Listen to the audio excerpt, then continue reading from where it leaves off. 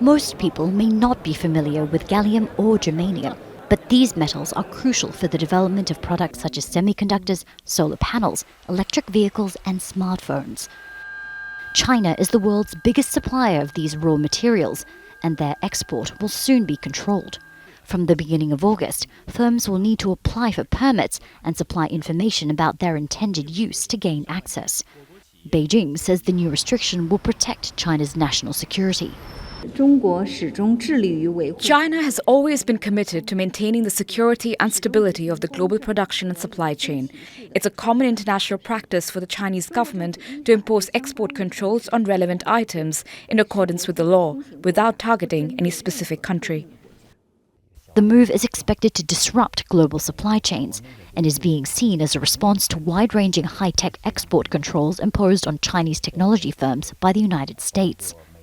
It also comes days after the Dutch government imposed similar restrictions on the sale of crucial chip-making equipment.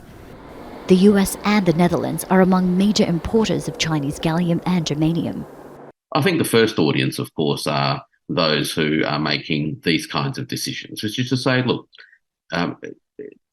everybody holds cards and we can all play this game. The cost of these raw materials has surged, though South Korea and Taiwan have downplayed the impact of the regulation on their firms.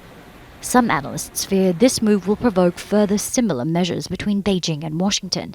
During his visit to Beijing last month, U.S. Secretary of State Antony Blinken defended U.S. controls as security-related and denied Washington was trying to contain China.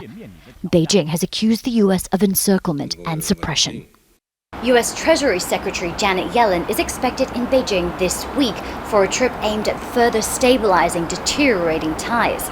Trade and economic cooperation are atop the agenda, and it's likely Beijing will use the control of gallium and germanium as a bargaining chip in its negotiations. Katrina Yu, Jazeera, Beijing. To Thailand now, with the newly elected